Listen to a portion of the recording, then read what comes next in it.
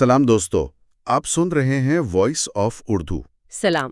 پچھلی بار ہم نے اٹلی میں ہوئے احتجاج پر بات کی تھی اور آج ایک بار پھر ہمیں ایران کے حالات پر بات کرنی پڑ رہی ہے۔ جی، اور ایران کی کہانی ہمیشہ دو محاذوں پر لڑی جاتی ہے، ایک تو اس کی سڑکوں پر اور دوسری دنیا کے طاقتور ملکوں کے بند کمروں میں۔ بالکل، اور آج کل یہ دونوں محاذ ایک ساتھ بہت گرم ہیں۔ بہت زیادہ۔ تو آج ہم ان دونوں کہانیوں کو جوڑنے کی کوشش کریں گے۔ ہمارے پاس جو ذرائع ہیں ان کی مدد سے یہ سمجھیں گے کہ ایران کے شہروں میں لوگ اتنا غصہ کیوں ہیں، اور اسی وقت امریکہ اور اسرائیل پس پردہ کیا کھیل کھیل رہے ہیں۔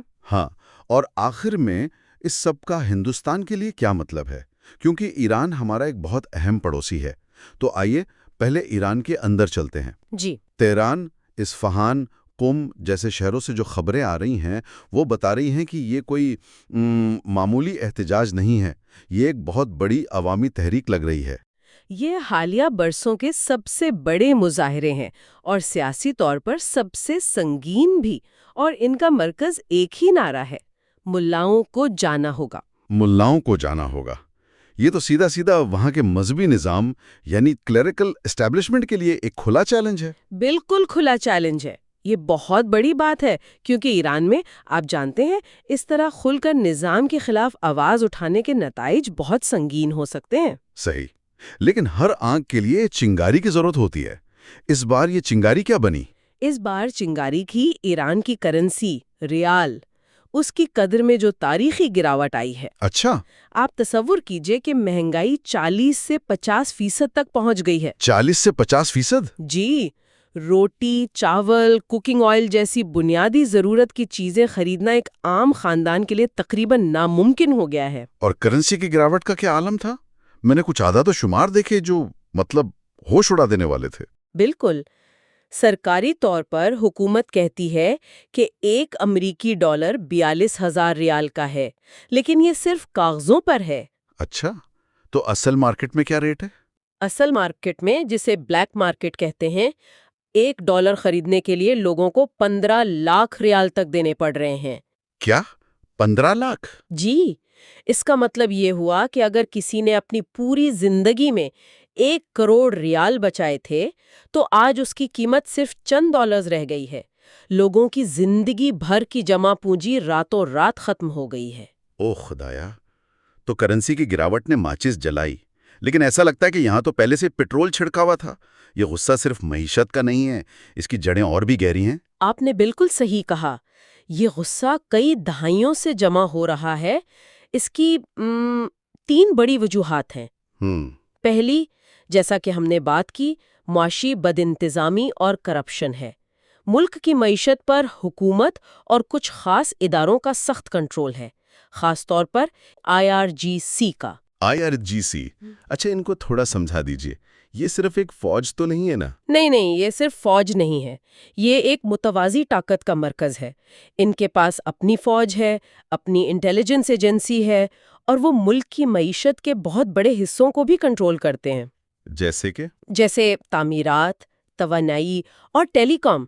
ذرائع کے مطابق اس کی وجہ سے دولت چند ہاتھوں میں سمٹ کر رہ گئی ہے اور عام لوگوں تک اس کا فائدہ نہیں پہنچتا۔ سمجھ گیا۔ اور دوسری وجہ یقیناً سیاسی گھٹنوں کی؟ جی، یہ دوسری بڑی وجہ ہے۔ ایران میں انتخابات ہوتے ہیں، لیکن امیدواروں کو منظوری ایک غیر منتخب باڈی سے لینی پڑتی ہے، گارڈین کونسل سے۔ اور اصل طاقت تو سپریم لیڈر کے ہاتھ میں۔ بالکل، ان کا فیصلہ آخری ہوتا ہے۔ حکومت سے اختلاف کرنے والوں، صحافیوں، انسانی حقوق کے کارکنوں کو جیل میں ڈال دیا جاتا ہے۔ اور مجھے لگتا ہے کہ تیسری وجہ وہ سماجی غصہ ہے، جس کی جھلک ہم نے کچھ عرصہ پہلے مہسا امینی کے واقعے کے بعد پوری دنیا میں دیکھی تھی۔ کیا یہ دونوں لہریں اب آپس میں مل گئی ہیں؟ بالکل، وہ سماجی آزادی کی تحریک تھی، خاص طور پر خواتین کی طرف سے، لازمی حجاب جیسے قانونوں کے خلاف۔ یہ موجودہ احتجاج معاشی مسائل سے شروع ہوئے، لیکن اب یہ دونوں دھاریں ایک ہو گئے ہیں۔ پر خواتین اور نوجوانوں میں زبردستی حجاب، انٹرنیٹ پر پابندیاں اور پولیس کی زیادتی، مہسا امینی کا معاملہ اس غصے کی علامت بن گیا۔ تو یہ صرف پیسوں کا معاملہ نہیں ہے، ملاؤں کو جانا ہوگا کا نعرہ پورے نظام کو چیلنج کر رہا ہے۔ ایگزیکٹلی یہ اصلاحات یعنی ریفارمز کا مطالبہ نہیں ہے، یہ حکومت کی تبدیلی یعنی رجیم چینج کا مطالبہ ہے۔ اور جیسے ہی رجیم چینج کا لفظ آتا ہے، عالمی طاقتیں فوراً ایکٹیو ہو جاتی ہیں۔ ہاں، یہیں سے معاملہ ایران کی سڑکوں سے نکل کر واشنگٹن اور تل اویو پہنچ جاتا ہے۔ خبریں تو یہ بھی تھیں کہ امریکہ ایران پر حملہ کرنے ہی والا تھا، لیکن پھر اچانک سب کچھ رک گیا۔ ایسا کیوں ہوا؟ یہ اس کہانی کا سب سے دلچسپ موڑ ہے۔ ذرائع بتاتے ہیں کہ اس حملے کو روکنے میں ایران کے سب سے بڑے دشمن اسرائیل کا ہاتھ تھا۔ ایک منٹ، کیا کہا آپ نے؟ اسرائیل نے روکا؟ یہ بات کچھ ہضم نہیں ہوتی۔ ہاں، موساد کے چیف اور خود نتن یاہو نے ٹرمپ انتظامیہ پر دباؤ ڈالا کہ ابھی رک جائیں۔ لیکن کیوں؟ اسرائیل تو ہمیشہ ایران پر حملے کی بات کرتا ہے۔ اس کے پیچھے ایک بہت گہری اسٹریٹجی تھی۔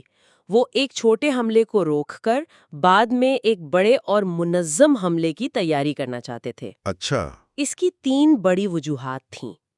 پہلی تھی جوابی کارروائی کا ڈر۔ یعنی ایران کے رد عمل کا؟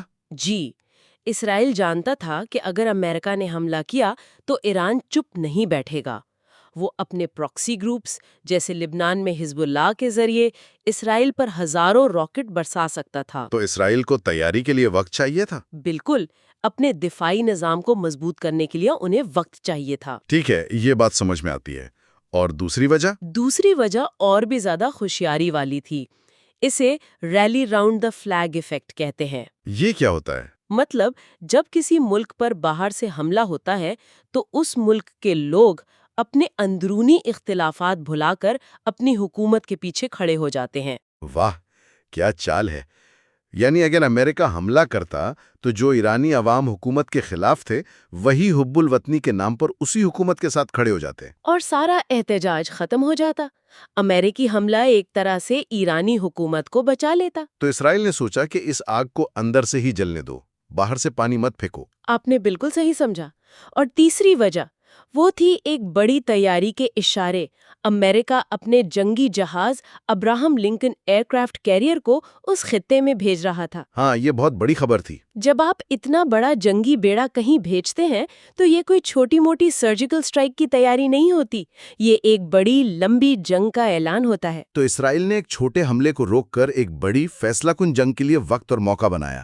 یہ تو بہت ہی پیچیدہ کھیل ہے۔ بہت زیادہ۔ اس کا پورا سٹرائک گروپ جو پہلے جنوبی چین کے سمندر میں تھا اسے مشرق وسطی کی طرف منتقل کیا جا رہا ہے۔ اور ایک aircraft carrier strike group کا مطلب ہے بے پناہ فوجی طاقت، ایک تیرتا ہوا شہر جس پر لڑاکا طیارے، میزائل، آبدوزیں، سب کچھ ہوتا ہے۔ بالکل، اس کی موجودگی کا مطلب ہے کہ امریکہ اس خطے میں ایک بہت بڑی فوجی کارروائی کے لیے سنجیدہ ہے۔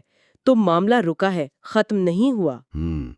اب سوال یہ اٹھتا ہے کہ اس پوری بساط کا ہندوستان کے لیے کیا مطلب ہے؟ ایران ہمارا پڑوسی ہے، ہمارے تعلقات ہمیشہ سے ہی اتار چڑھاؤ والے رہے ہیں۔ ہندوستان کے زاویے کو سمجھنے کے لیے ہمیں تاریخ میں تھوڑا پیچھے جانا ہوگا۔ 1979 کا سال ایک بہت بڑا ٹرننگ پوائنٹ تھا۔ شاہ کے دور کی بات کرتے ہیں نا، 1979 سے پہلے تب کیا صورتحال تھی؟ شاہ کے دور میں ایران امریکہ کا سب سے قریبی اتحادی تھا، اور اس سے بھی اہم بات، وہ پاکستان کے ساتھ سینٹو نامی ایک فوجی معاہدے میں شامل تھا۔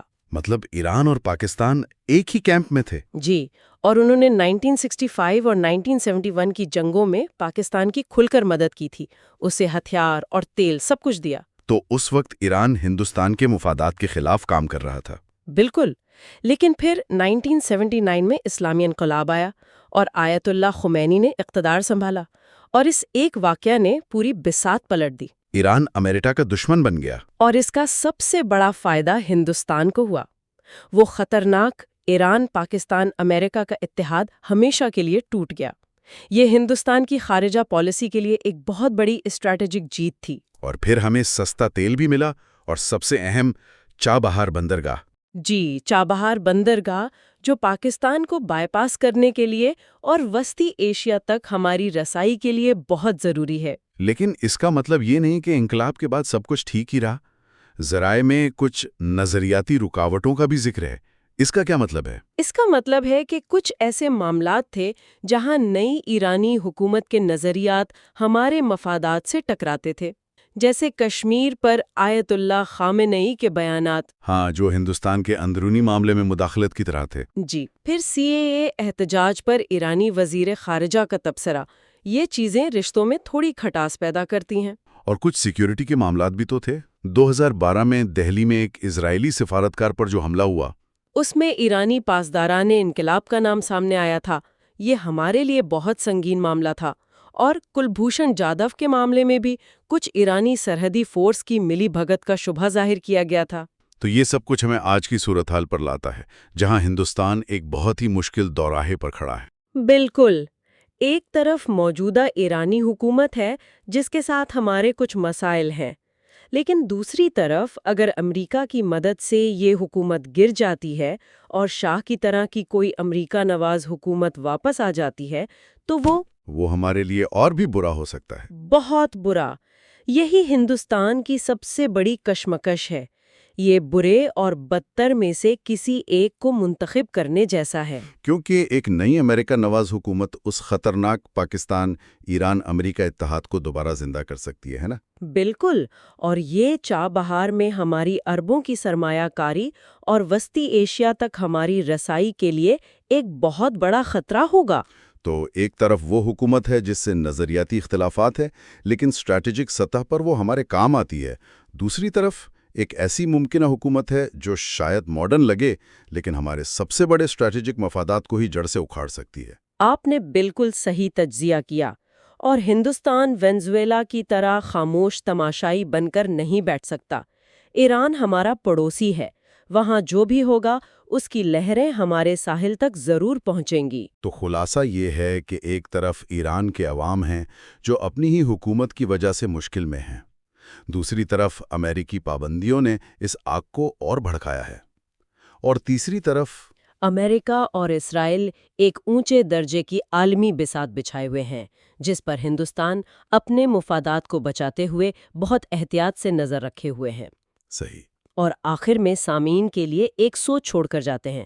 یہ ساری تحقیق ہمیں دکھاتی ہے کہ کس طرح اندرونی زوال اور بیرونی دباؤ مل کر ایک دھماکہ خیز صورتحال پیدا کر سکتے ہیں۔ تو ہندوستان کے لیے سوال یہ ہے کہ کیا باہر سے زبردستی کی گئی حکومت کی تبدیلی کبھی ایک مستحکم اور دوستانہ پڑوسی دے سکتی ہے؟ یا یہ ہمارے دروازے پر ایک اور بڑا اور زیادہ غیر متوقع مسئلہ کھڑا کر دے گی؟